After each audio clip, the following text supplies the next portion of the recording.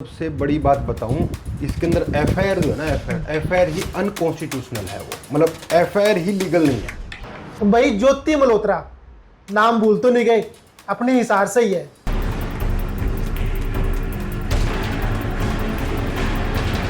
पहले पूरा मामला बताऊं, फिर ज्योति मल्होत्रा के ऊपर भी आता हूं। 22 अप्रैल को कश्मीर के पहलगांव में आतंकवादी हमला हुआ था, 26 लोग मारे गए थे।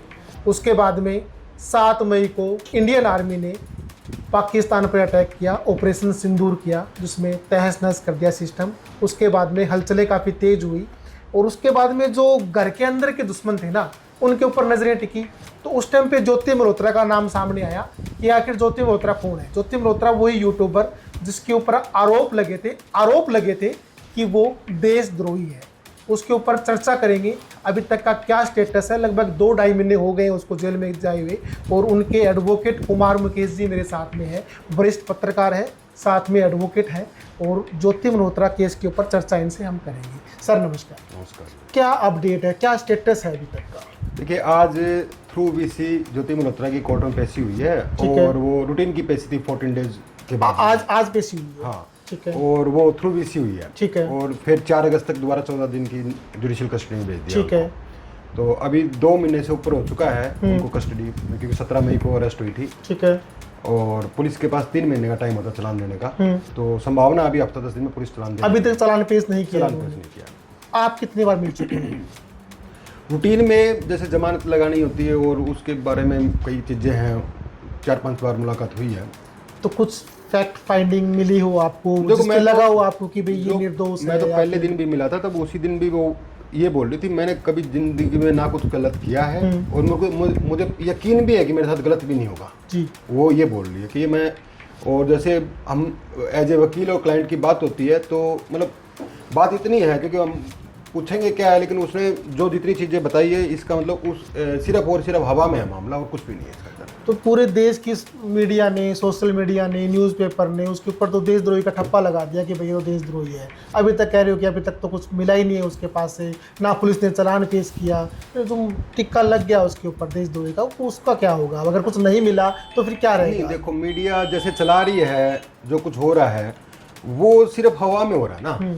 अब मीडिया को कईयों को पता भी नहीं है। आप देखो, इंडियन लॉ की बात माने अगर करें बात, जब तक किसी आदमी को कोर्ट कन्विक्ट नहीं करते तब तक वो आरोपी है। अब देशद्रोही बोलना कहाँ तक जायज है? वो तो अब जमानत पे आएगी, वो फिर देखेंगे ना, अपने उसके माना नहीं का मुकदमे बनता है। ऐसी बात नहीं है कि वो पुलिस ने एफआईआर लॉन्च कर दी तो वो देशद्रोही है जी। अब वो जब जमानत पे आएगी उसके बाद में जो फैसला लेगी उस हिसाब से वो दूसरे केस भी लड़े जाएंगे।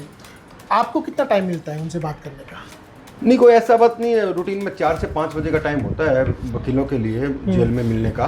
तो उसमें बिटवीन जितनी देर हमें बात करनी होती है तो कर लेते हैं, कोई ऐसी बात तो क्या पुलिस कोऑपरेट करती है मामले को लेकर, या फिर कुछ कोई कंडीशन वो लगाती है कि नहीं? पुलिस का मामला नहीं है। पुलिस का मामला नहीं, पुलिस का मामला था सिर्फ 9 दिन तक, 26 उसके बाद पुलिस नहीं है। अब जेल अथॉरिटी का मामला है। ठीक है। और ये तो रूल है, रूल के हिसाब से मिलते हैं बस। वो पुलिस तो अभी बातें बड़ी कर रही है कि भाई जब हम चालान पेश करेंगे तो उसमें हमें बहुत कुछ मिला है, बट अभी आपकी तरफ से इशारा ये है कि अभी तक कुछ ऐसा मिला नहीं जिसके ऊपर उसको देशद्रोही कहा जाए। देखो, मामले को पुलिस में मुझे तो ये देखना है इस मामले को कैसे मोल्ड कर रही है पुलिस, और उसके बाद में उसको मैंने सिद्ध करना है कि जो पुलिस ने किया है वो गलत है। पुलिस का तो अब काम ही है ना, पुलिस ने एफआईआर लॉन्च करी तो चालान देगी।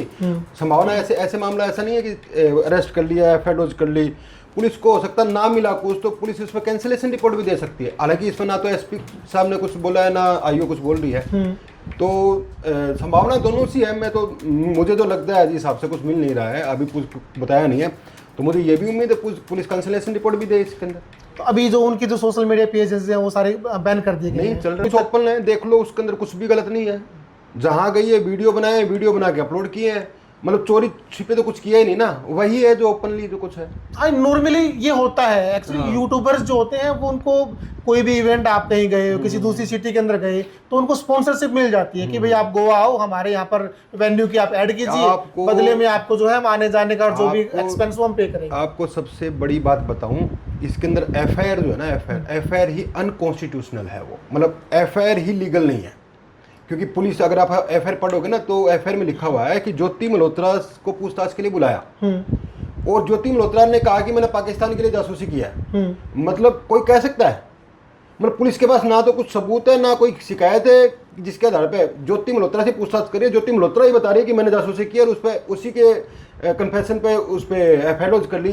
This is against the article 20 of Indian constitution, जो हमें सेल्फ इंक्रीमेटिंग से बचाता है, आत्मदोषारोपण जिसको बोलते हैं।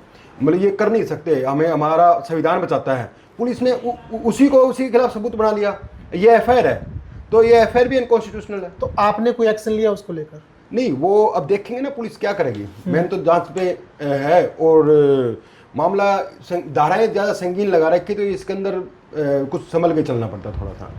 तो बाकी जो और यूट्यूबर्स हैं, बाकियों में से किसी और की गिरफ्तारी हुई है, फिर खाली सिर्फ ज्योति मल्होत्रा को अभी तक नहीं, अरेस्ट कुछ किया गया है? आया था सुनने में, कुछ एक जसबीर था पंचकुला में, कोई उसकी भी हुई थी पंजाब से जो था। हाँ, तो और कुछ आपको ही पता है ज़्यादा, और भी कहीं होंगे जी हाँ जी। तो अब आगे क्या अपडेट रहने वाली है उस चीज़ को लेकर? बस अब अगली पेशी है 4 तारीख को 4 अगस्त, तो इन बिटवीन पुलिस चालान दे देगी। चालान को पढ़ के अगर चालान ना दे पाई 3 महीने तक, वो default bail, report bail, jail, मतलब जज रख ही नहीं सकते 3 महीने से ज़्यादा उनको बिना चालान के। चलो मुकेश जी, बहुत बहुत धन्यवाद आपसे जुड़ने के लिए। तो ये थे हमारे साथ में ज्योति मल्होत्रा के एडवोकेट कुमार मुकेश जी, वरिष्ठ पत्रकार भी हैं। इन्होंने पूरी डिटेल अभी तक बताई है कि क्या ज्योति मल्होत्रा का स्टेटस चल रहा है। आज उनकी ऑनलाइन वीसी हुई थी, अगली डेट जो है 4 तारीख को उनको रहेगी। आगे भी जो इस मामले को लेकर अपडेट रहेगी वो हम आप तक पहुँचाएंगे। तब तक जुड़े रहें सिटी न्यूज़ के साथ। नमस्कार।